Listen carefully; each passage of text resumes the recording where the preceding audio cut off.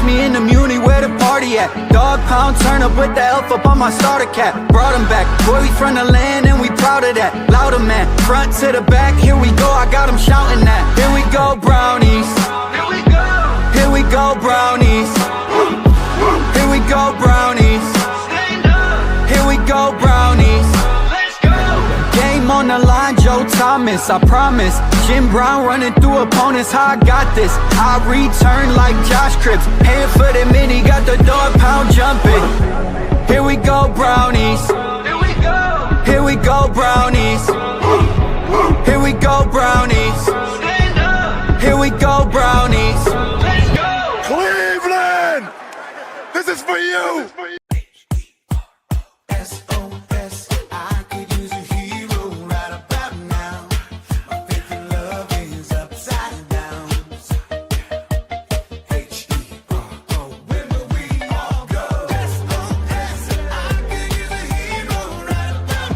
Mr. Hero's turning 60. We're proud to have served your favorite cravings for 60 years in celebrating what we do best. Thanks, Ohio. I crave a hero. Welcome in, everybody, to another episode of the Here We Go Brownies podcast. I'm Allie Ellery, coming at you live from Pensacola, Florida. Join with me, as always, we've got Dustin in Cleveland. Guys, you just heard from our friends over at Mr. Hero. If you haven't already, please be sure to download the app. You get buy one, get one offers just for signing up. They've got a great rewards system. You can build points, order within the app, really quick and easy. So please be sure to check out our friends over at Mr. Hero. Dustin, how are you? Well, it got over 40 degrees, and I feel like everybody came out and said, oh my gosh, the weather finally is changing. I'm excited for the weather to change here. It's been great. It's been awesome, but it's still wintertime. It's February. Now we're back in the 30s. But fear the beard, James Harden is making his debut in Cleveland tonight, right across the street at Rocket Arena. So that's exciting. We've seen his play has been so far so good with the transaction over to the new look Cavs front five. But other than that, we got a lot to talk about to go into the coaching hires that have been happening on the offensive side of the ball with Coach Todd Monken and the, of course, defensive coordinators and folks that are being interviewed for the defensive side of the ball. Yeah. So let's go ahead and just kind of get into it. First, let's actually start before we get into coaching, just because it's going to be relatively coach heavy. Let's start with what transpired with David Njoku. Looks like he is set to hit free agency. Obviously, a fan favorite, right? Friend of the program. Everybody loves David Njoku. So that's a huge bummer to see him looking for a new home. I don't think this comes as a total surprise, right? With the drafting and development of Harold Fannin Jr. You have to think that David's agent was probably pushing him to leave Cleveland, maybe find another opportunity. But he will certainly be missed. Like we said, fan favorite, just a really fun guy. Loved watching him in Cleveland. So just wishing him the best, but a bummer nonetheless, Dustin. Yeah, I've gotten to know him personally here in Cleveland. 9 years is a long time for any player to be with an organization. Obviously, we drafted him. Great guy, fan favorite. Like I said, like he's one of those, like when Nick Chubb walks out the door, you're like, man, that was one of my favorites. I mean, we can think of all the moments. I mean, remember, Allie, you know it vividly well. We were at that game that he made that crazy catch, as you remember, at the end of the game to go into overtime against the Buccaneers. So he created a lot of fan favorite moments, including our friend Brian Hannum, where he threw the ball to him after throwing the touchdown in the end zone. Very close to a lot of fans. But, here's the truth. He's always a Brown. He'll be forever a Brown, just like our alumni friends. He'll come back here. He'll be adored and loved, and good luck to wherever he goes. Probably get a 2 to 4 year deal, maybe. But I think he's got some football left in him. And whatever fan base gets him, they're going to get that Njoku off the cuff. You don't know what he's going to say. Fun, energetic guy that he really is. Yeah, definitely. Wishing him the best. Obviously sad to see him go. But wishing him nothing but the best. So let's transition here. Let's talk about coaches. That's kind of the big thing. Let's start with kind of the easier stuff to talk about right now, just kind of the quick hitters, if you will. Really starting to fill out the the offensive staff. Obviously, there's still questions on the defensive side of the ball. We'll talk about that here in a moment. But the offensive side of the ball is really coming together. Todd Monken did say in I forget where, but he did mention that he'd like to have that filled out this week. So that's good, so you feel decent about that. But the biggest thing that has happened is over the past week really is the announcement that Deuce Staley will be staying put. He will be the running backs coach for the Browns. So that's really the biggest thing on the offensive side of the ball that's changed since we last spoke. Yeah, and I think that was a good retention hire for the Cleveland Browns and Todd Monken because of his great development with the young rookies and how far they came along. And, of course, this is going to be a very young football team on the offensive side of the ball going forward. So I think that was good to keep that continuity. And as Ali likes to say, the alignment with the running back room and keeping Deuce Staley on staff. I think that was a good keep for the Cleveland Browns. Yeah. So just to go through what the offensive staff currently looks like, you've got your head coach, Todd Monken, your offensive coordinators, Travis Switzer, pass game coordinator, Danny Breyer, quarterbacks, Mike Bajakian, all of which we talked about last week. Now, also brought on assistant quarterbacks coach Matt Baker, running backs coach Deuce Staley, as we just mentioned, wide receivers Christian Jones, tight ends Jeff Blasco, offensive line forward or assistant offensive line Sanders Davis, and another assistant offensive line is Bobby Johnson. So really coming together on the offensive side of the ball. Like to see that, right? That is good as we are now at the end of the season and going into free agency period and looking ahead to the draft. You feel good about having that set in stone. So let's turn it over to the defensive side of the ball where there's some questions on what they're going to do. So first we'll run through some names and then we'll talk about it. So quickly, just right off the rip, the two internal, Ephraim Banda, the safeties coach, and of course, Jason Tarver, the linebackers coach. Some other names of interest and some that have already been interviewed: Mike Ruttenberg, Falcons defensive pass game coordinator; Aubrey Pleasant, the Rams assistant head coach / defensive pass game coordinator; Jonathan Cooley, Panthers defensive pass game coordinator; Charlie Bolin, outside linebackers coach for the Giants. And I am missing one. It is, who is it? Corey Unlin down in Houston. So, right. Which, by the way, I believe he's got some experience yes. as being a former defensive coordinator. So he's probably the one that's got a lot of experience at, retaining that type of position again. So let's talk about that, right? Do you have, do you kind of swing one way or another in terms of feeling pretty strongly about an internal hire versus bringing somebody in from the outside? Me, internally, based on Schwartz's departure, I think for me, I'd hire an internal guy, and I'll tell you why. And one that sticks out to me is obviously Jason Tarver. He's been there, I believe, since 2020. What he's done with JOK and obviously Schlesinger, and he's well respected. That's a very important side of the ball. The green dot guy on defense. Maybe it's his time, because I think here's the thing. I'd hate to lose a guy like that because my feeling is another team may come after him, right? And maybe covet him and then we lose him. So I personally or have kind of a smaller version of Jim Schwartz, him thinking that he's qualified for the job, not getting it, and then deciding to leave on his own. We could also where that happens, right? Right. So, for me, I'm great with it.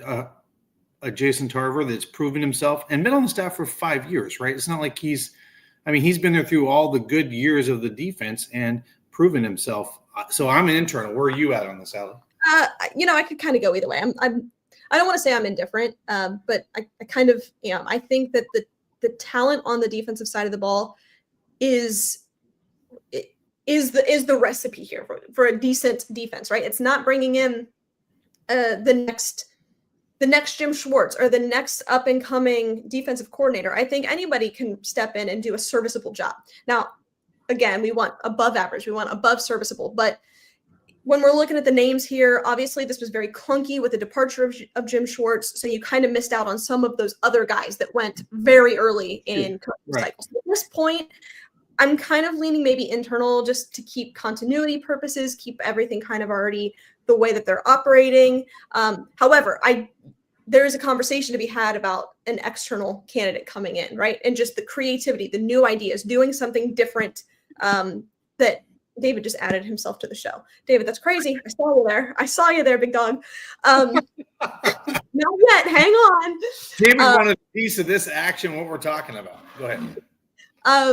Unless you have something to say, David, if you'd like to be part of this conversation, we'll bring you right on in here. But the idea of another coordinator coming in with fresh ideas, fresh philosophy, sure, of course, that obviously excites me. And that's one of the things, right? When you looked at this team before Todd Monken hiring, saying, well, if we're just going to promote Tommy Rees and Jim Schwartz as the head coach, what really changes? And I guess you can kind of make the same argument here. Like, do we really need something to change? What does that look like? So in the event that they are going to, let's just say they bring in somebody from the outside. I mean, what do you think that does, Dustin? Like, does that really change what we're going to do, like wide nine? That's a big question mark. I don't know, right? I don't know if I know that. I mean, like, according to Monken, he doesn't want to change, right, the scheme, and he wants to keep things the same. But you're right, when you bring a new defensive guy in, he's going to have his tweaks to what he wants to do on the defensive side of the ball. So you would think he would, right? You think he would change it a little, an outside guy versus an inside guy, right? Like, because an internal guy is going to be like, no, man, Schwartz had this baby running like a fine-tuned oiled machine, and then I just think the internal guy I would, but we don't know that to be for sure, right? If Tarver comes in, I mean, he could potentially have his own philosophy. He's been with the team since 2020, longer than obviously what Jim Schwartz tenure in Cleveland. So maybe it's possible he wants to come in and do what he did previously, and in college. So I don't know. I kind of lean internal. Ephraim Banda, I think I've got a lot of interest there. He's kind of that next up and coming kind of guy. I love Jason Tarver. I'd be happy with that. Frankly, out of all of the names listed, Dustin, there's not a red flag to me. I think I would be pretty happy with some of these guys. So let's just kind of run through some quick resumes.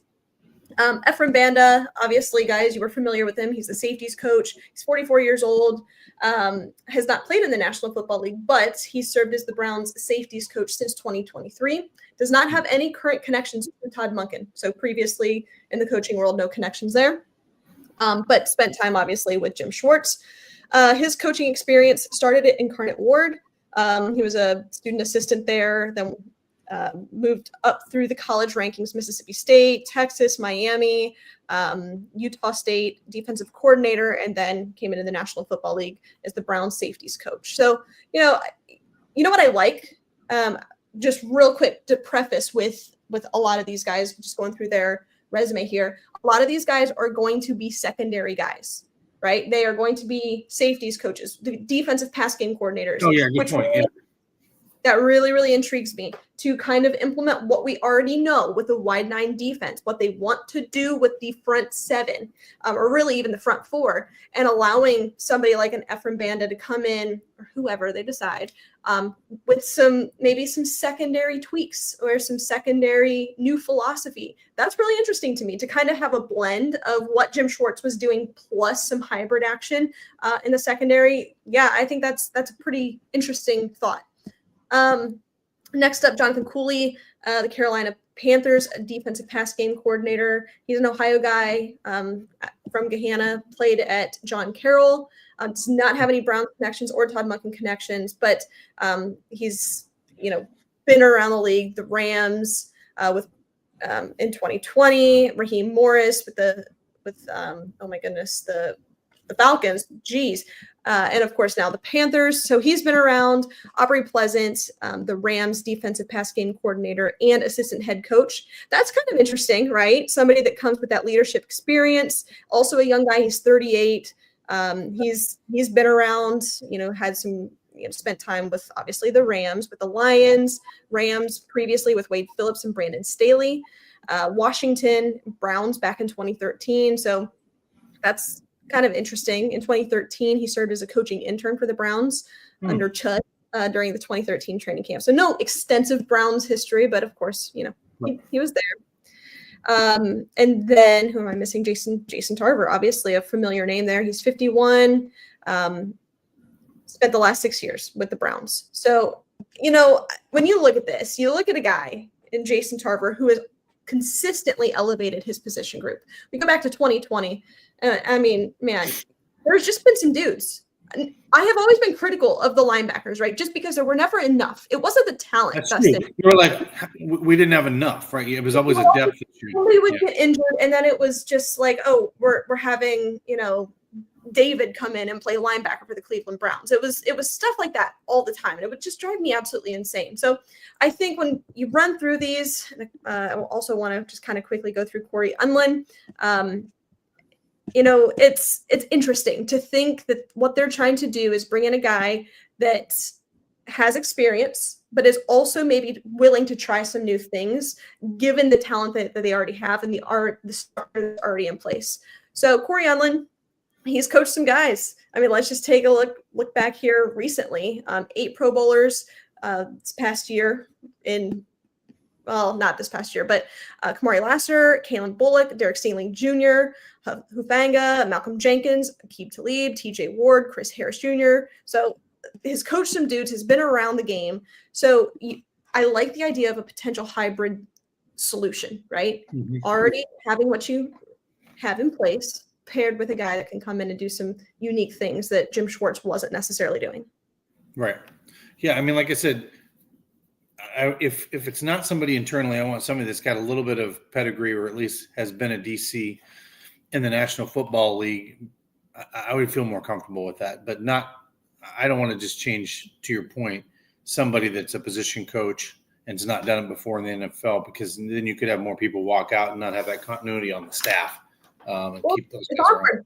Because of what happened with Jim Schwartz, you kind of miss out on some of the other defensive candidates, right? Some other guys already committed to teams or to positions and or position coaches, and we're just out on that just because of the clunky nature of what happened with Jim Schwartz and this hiring process. Yeah, let me ask you this, because this is interesting, because we all know it was very early in the process. And I know because of Jim Schwartz under contract, maybe we'll talk about that a little bit tonight and what that could mean for him moving forward with the Raiders and some other jobs. I thought it was interesting that Kevin Stefanski very quickly retained the DC, I believe, in Atlanta, and didn't really go looking around or, asking for any other things.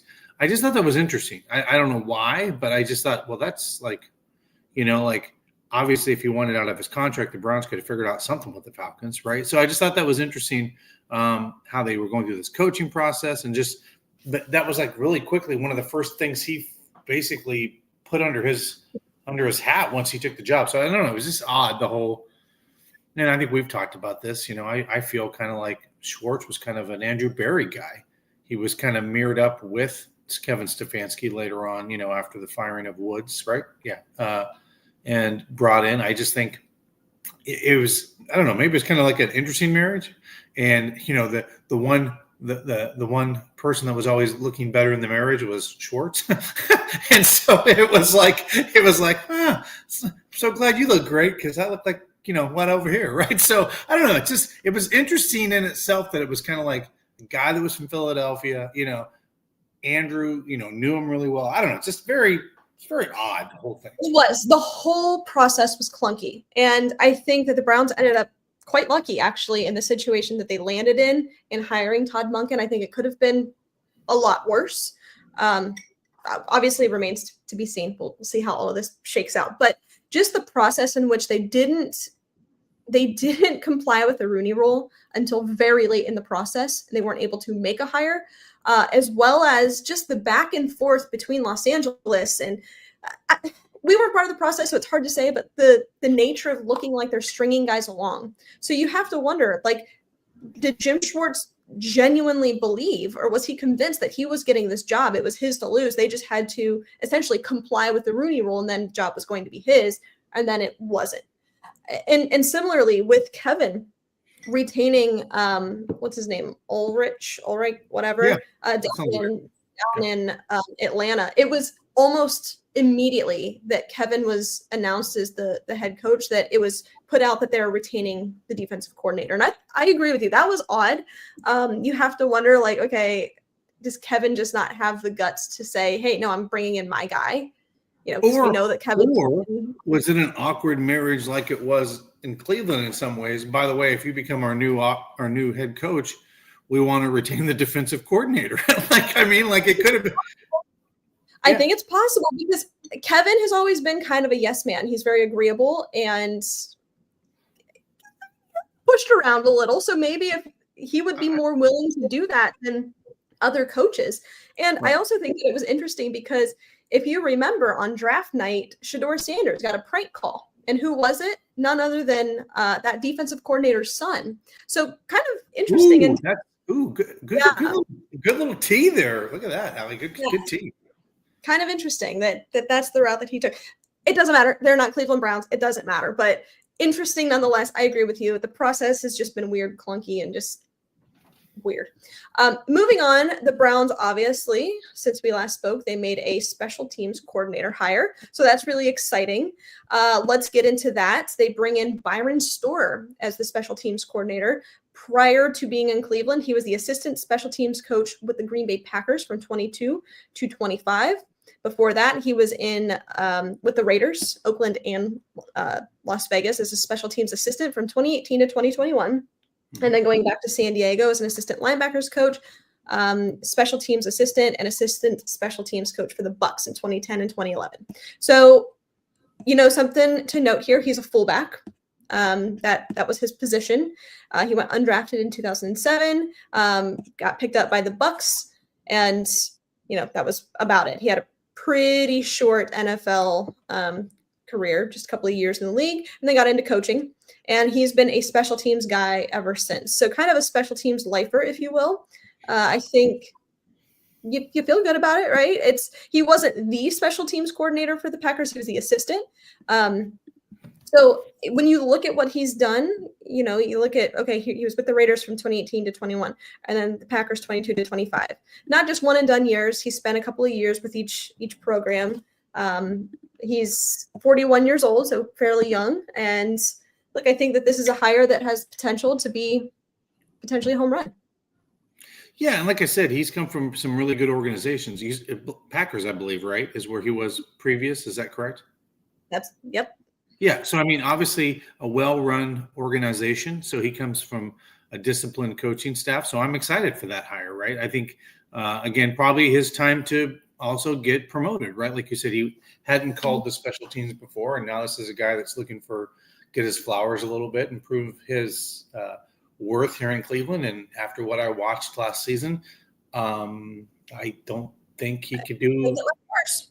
Yeah, couldn't do worse. Any surprise on that? Bubba Ventrone quickly gets picked up, and he's a special teams coordinator in Los Angeles. I was surprised to see how quickly he was picked up. I thought he was pretty bad. Now, I understand too, during his time in Cleveland, there's been some maybe a little bit less talent than you'd like to have for special teams, but I wouldn't say it was abysmal. I think it was just they were poorly coached. Your thoughts on him getting picked up fairly quickly? I was rather shocked, to be quite honest with you. And I was under the impression that Kevin Stefanski wanted to keep him and retain him as well, wherever he was going. So that was also very shocking to me. Shocking, but also kind of telling, that Kevin's maybe a little too loyal, right? And maybe that's part of the reason that he didn't get another shot here in Cleveland is he wasn't able to move off guys in the time that he should have. Like Joe Woods, go back to that. That was just egregious. Or, well, egregious with the type of talent you had, for sure. Yeah. All right, let's move on here. More to come on that. We'll talk to David about that here in just a moment. But real quick, want to tell you about our good friends over at Stadium Mustard. Guys, if you don't have Stadium Mustard in your kitchen this season, you are doing it wrong. The iconic brand, the iconic taste, beloved from ballparks to backyards and everywhere in between. Stadium Mustard is a smooth brown mustard rich in both taste and tradition. By the way, it's loved by millions. Be sure to head on over to stadiummustard.com to shop now. Dustin, why don't you tell our listeners about Primetime? Yeah, guys, Primetime, if you love basketball like you love your Cleveland Cavaliers, that's right. February 21st, mark your calendars. Ron Harper is coming back to Cleveland, and Mark Price. That's right. Two legendary players that played for the Cleveland Cavaliers are coming back. Ron Harper, Mark Price.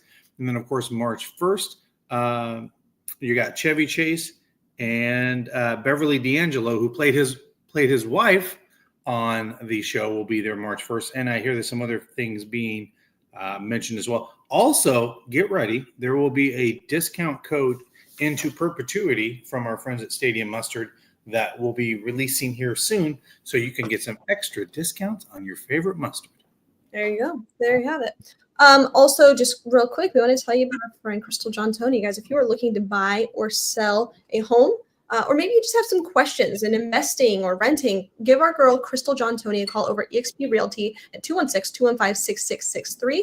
JohnTonySells@gmail.com. She's best in the business. She will point you in the right direction, put you down the right path, and get your home sold, or maybe put you in a new one. So give her a call if you've got any real estate questions. All right, let's bring David on. This is brought to you by our good friends over at Lorella Vineyards.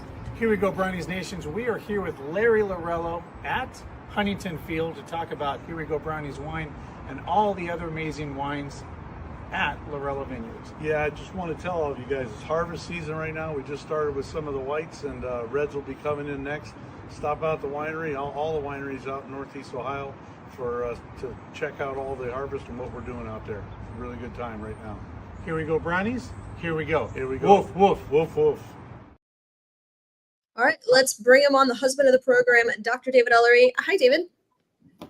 Hey, hi, Allie. Hi, Dustin. How are you? David, I haven't even told this, Allie, but Allie knows I got bit accidentally by my dog because of his owie.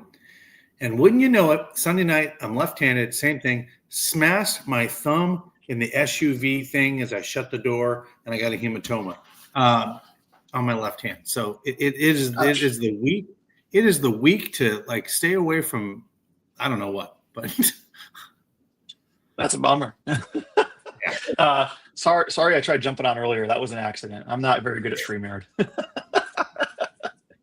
pretty funny. I'm like, oh, what is he doing here? he's got breaking camera news. wasn't showing up, and no, that was. I thought he was coming in with some breaking news. I thought he was going to come in and be like, "Hey." I thought maybe like the Browns made a defensive coordinator hire, and he was like, "Nope, I'm going to come on and break it myself," which that would have been brilliant. That's what we do here.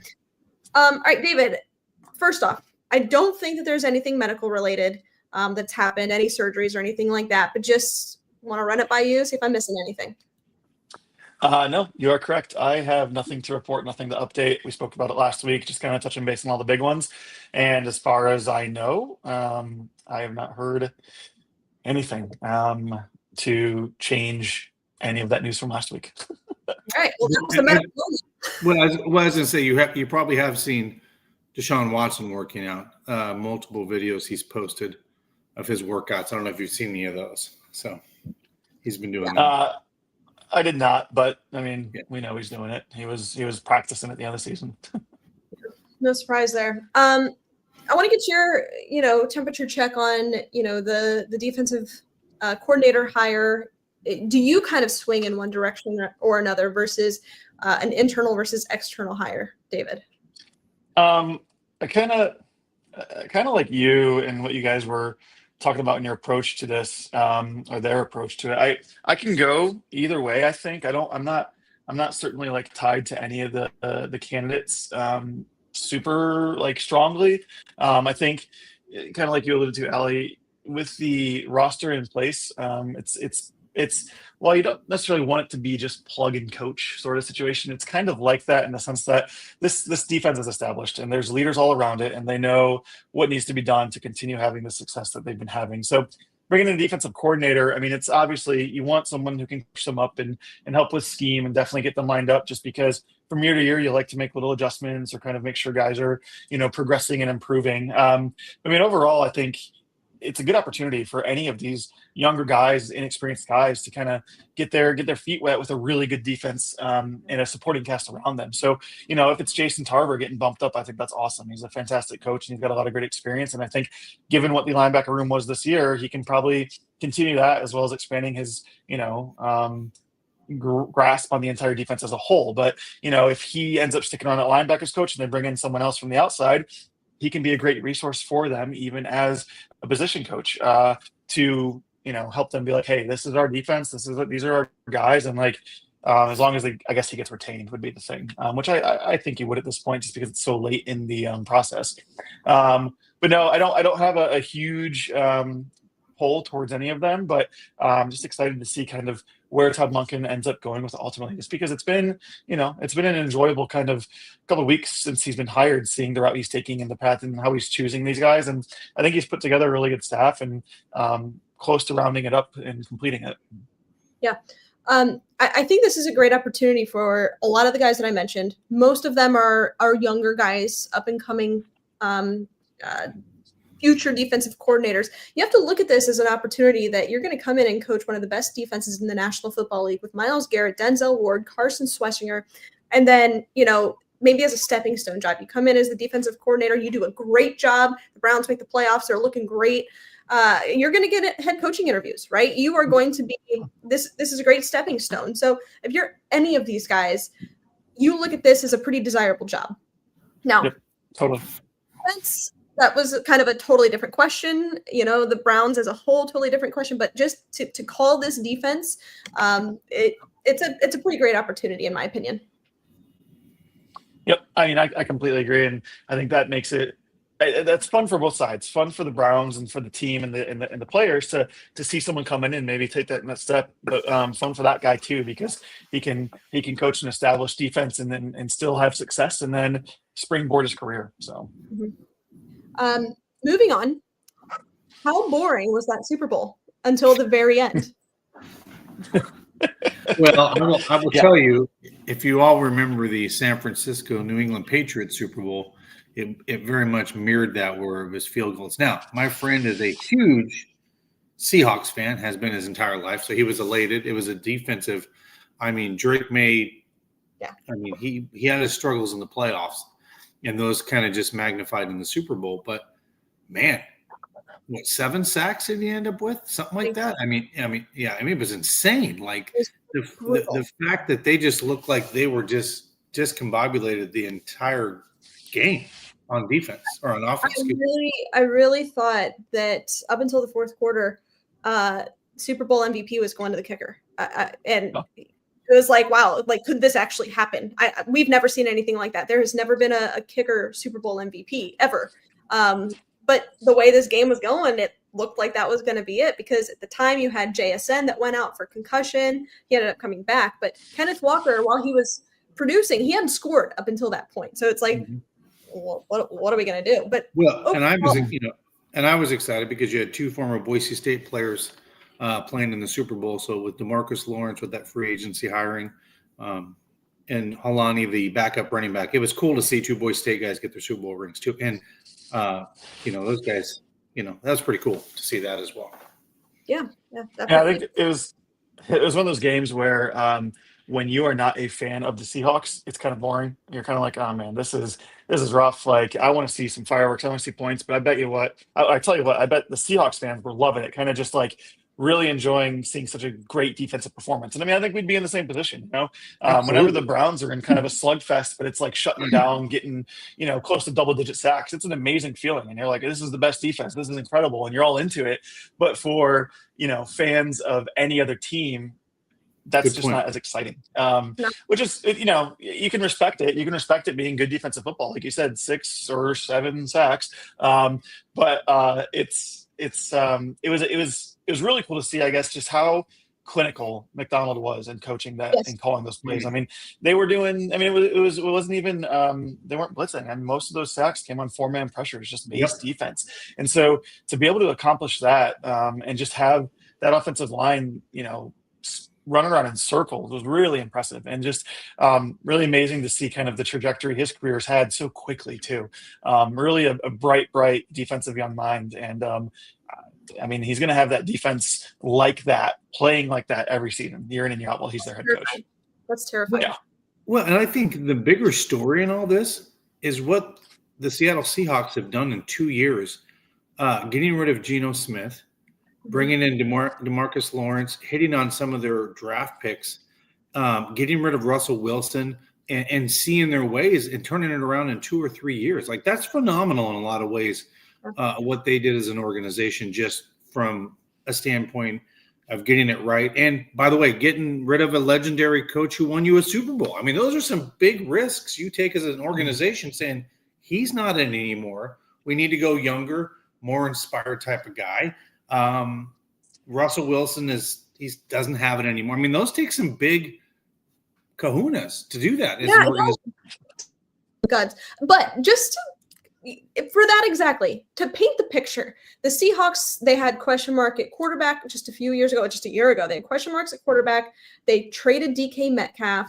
They had an okay offensive line, okay run game, and then just went all in on the defensive-minded head coach and the defense.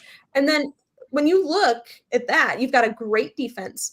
And Sam Darnold, he's a good quarterback, right?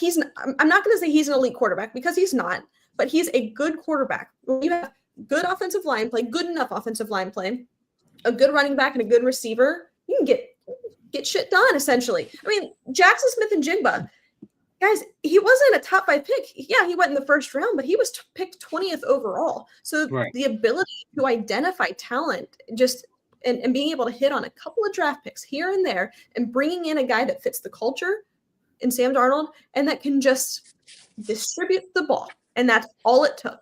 So, Allie, we've said this.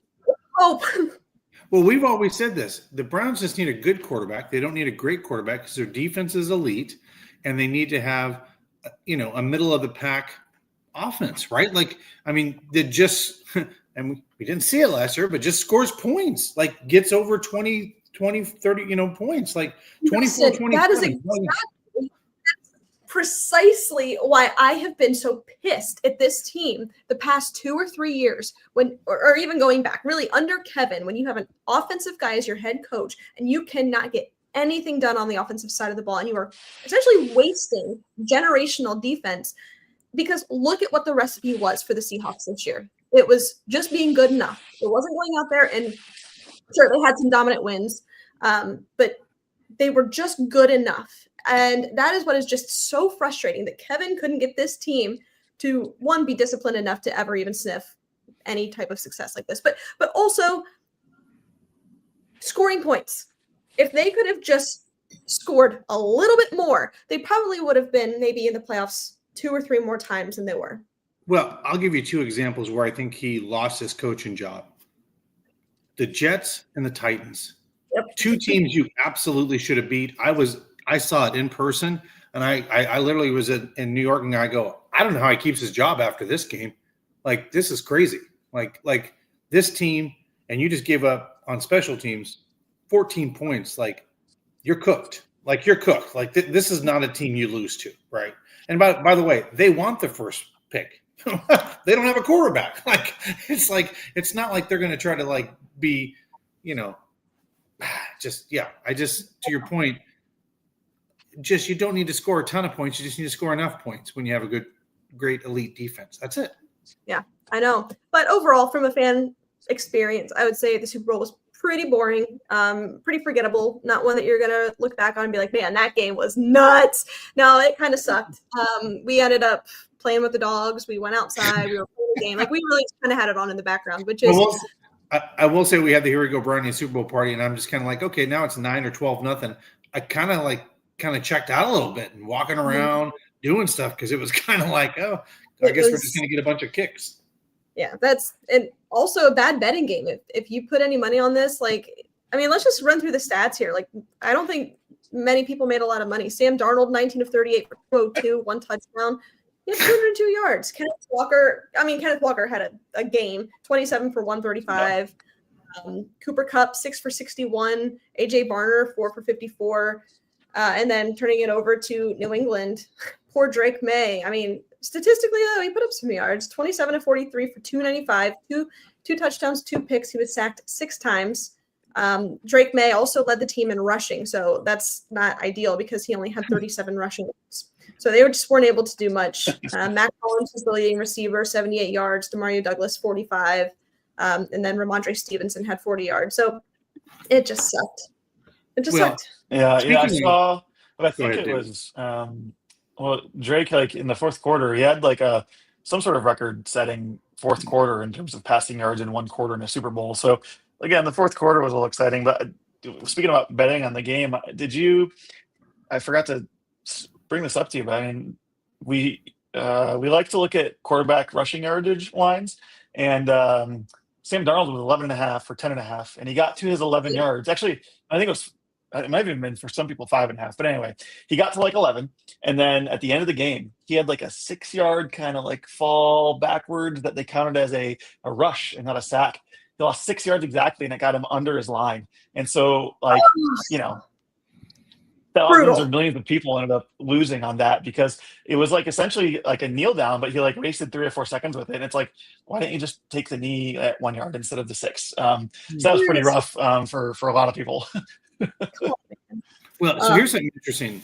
You know, when you look at the game, the New England Patriots had 4 wins last year, I believe. 4 wins on the season. 4 wins. 1 less than the Cleveland Browns. So I'm always a glass half full kind of guy. Here's a stat that's very interesting. The New England Patriots had the easiest schedule in the National Football League last year, and so it made it very advantageous for their season. 60% of the NFL teams that have the easiest record make the playoffs. The Cleveland Browns have the easiest schedule next year. Yeah. So theoretically, statistically, we have a 60% chance of making the playoffs. So Todd Monken just might get lucky with this football game. Yeah. I'm going to text David because his connection's pretty bad. David, do you want to come in here for the next segment and just like sit here? Because your connection's pretty rough. Yeah. It's I just think it's because there's no Wi-Fi router out here. Yeah. Just come join me. Because we've got another segment to end the show. But you're right, Dustin. You're absolutely right that the path is there. And, you know, you've got a new coach. You've got a great defense.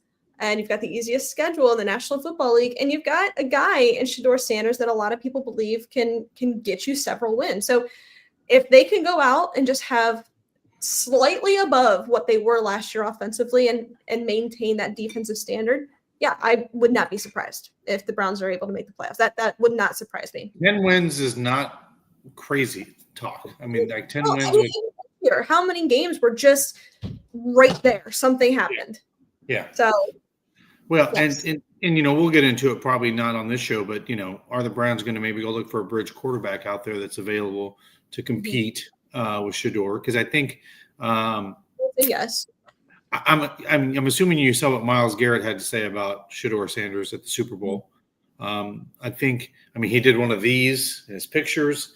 I think there is belief and hope within the organization, defense and on offensive side of the ball, that Shedeur can be the guy, right? I think there's some there's some hope that can be the case, just because he's on because they also know you can bring in a lot more people around him on that type of contract. Yeah, so. Definitely. All right. Real quick, Dustin, why don't you tell our listeners about our good friends over at, where's it at? We Bleed Ohio. That's right, guys. If you haven't got some We Bleed Ohio cool merch, go over there, check them out. Baseball, football, basketball, and your official Here We Go Brownies hoodies and t-shirts at webleedohio.com. All right. There you go. And look at that. Right. Even the dog pound appreciates it. Birdie, she agrees with you. You can open the door. Birdie's happy. All right. And also, if you are wondering what you should do for dinner, for lunch, guys, Valentine's Day is coming up. Take your lunch to City Barbecue. There you go. They can cater your event. You can go into the store. You can eat there. They've got award-winning sauces, sides, meats. They do it right. They're very friendly. They can cater your event, as I mentioned. They're just very easy to work with. So please be sure to check out our friends over at City Barbecue.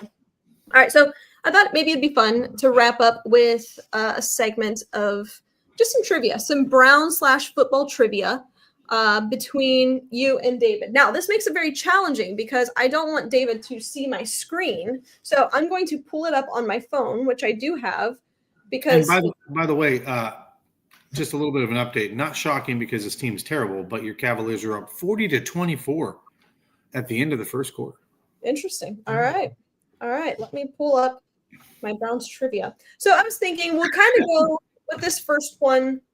I'll ask the question, and is there a prize? No, I'm kidding. No, you just. Oh, by the way, we didn't talk about this. Ali didn't win.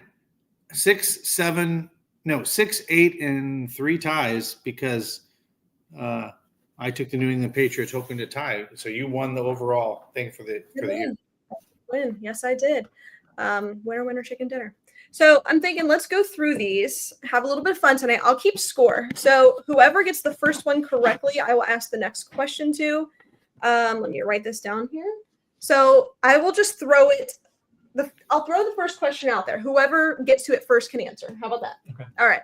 So we're going to stay on the theme of Super Bowl currently. And obviously, there's no cheating. There's no looking anything up. I've got No AI. No AI. no nothing. Also, don't check the comments for any answers. But the first question I have here is, who was the last non-quarterback to win Super Bowl MVP, not including Kenneth Walker, of course? Non-Super Bowl or non-quarterback, you said? Non-quarterback Super Bowl MVP, obviously excluding Kenneth Walker.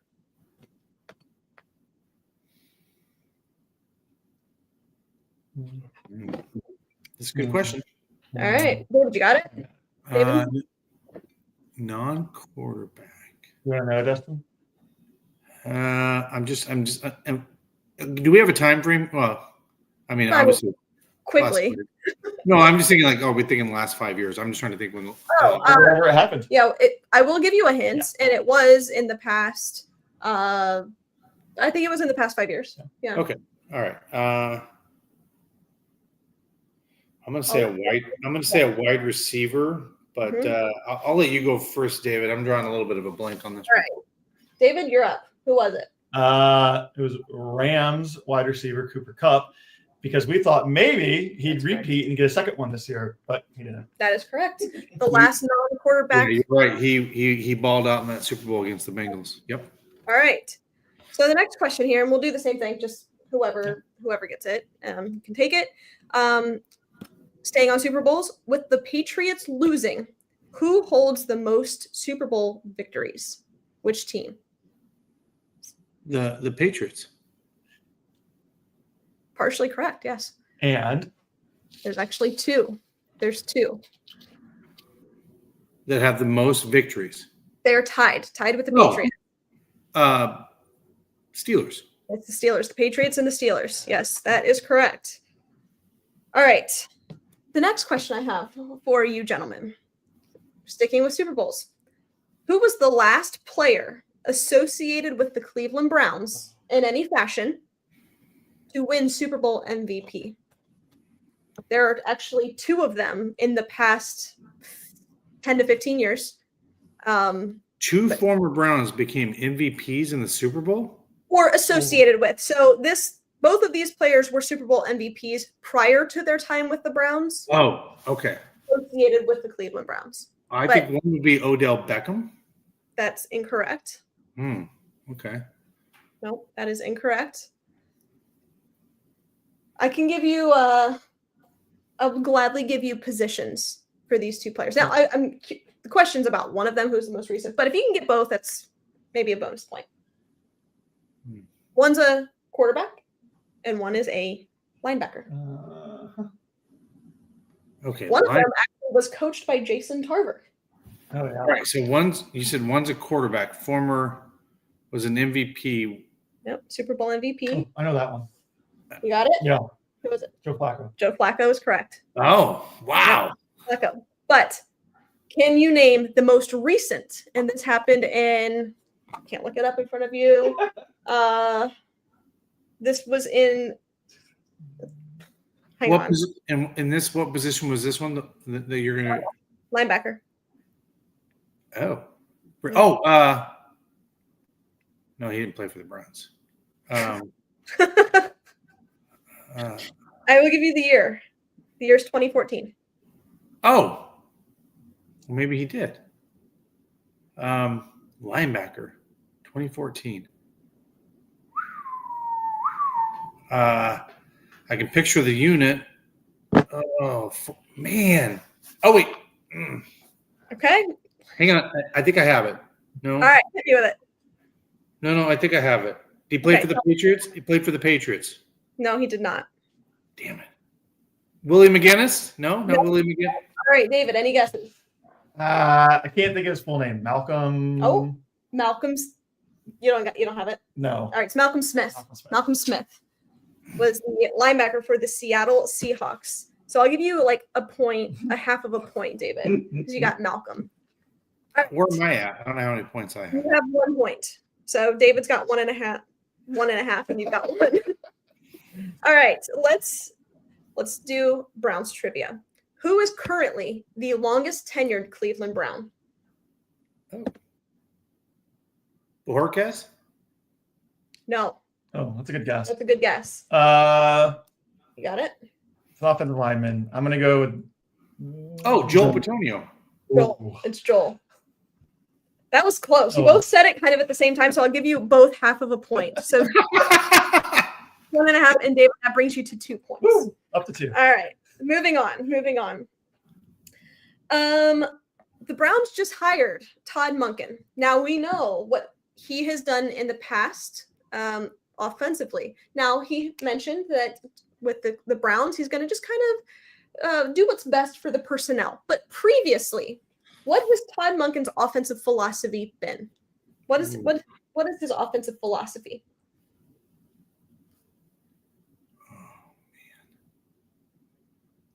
Gentlemen, this is a Browns podcast. Yeah, I got it. You got it? I got Dustin. Go ahead. Ready? Yep. Spread them out, man. Air raid. Air raid is correct. It is the air raid attack. Yep, it is. It's the air raid attack. Okay. All right. I'm down a point now, right? I'm down a point. Yes. All right. Next up, Browns related. How many quarterbacks have the Browns drafted in the first round since 1999? Oh. And I'll give you half a point if you can name them all. Oh, nice. There's a bonus half point here. Wait. So it's a point and a half, right? Well, I'm using my pen really quick. I'm not cheating. I'm just trying to. Okay. all right, deal. I'm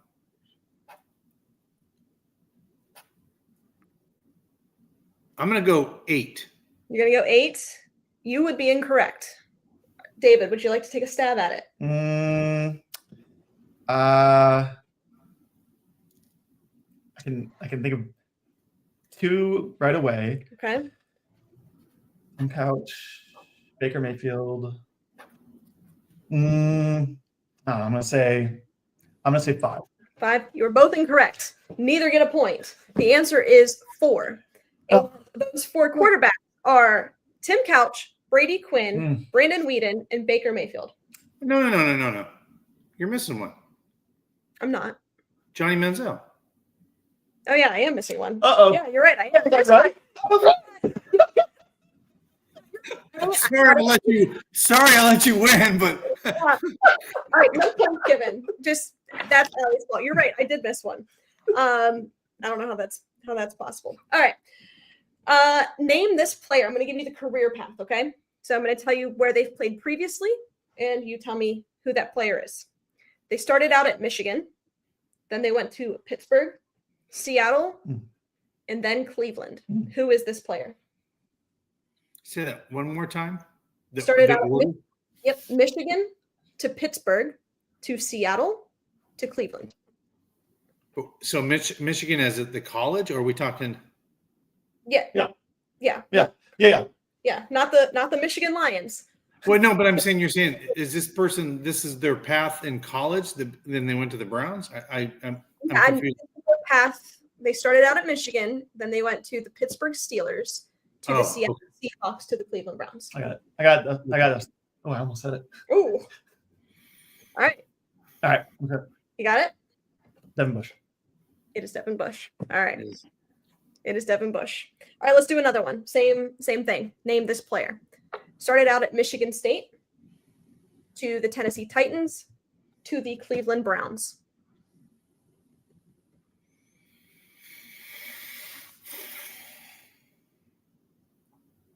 Just a quick hint. It is a current player. Yeah, I figured it was, but I can't even. It's got to be a free agent pickup. It's escaping me. Michigan State.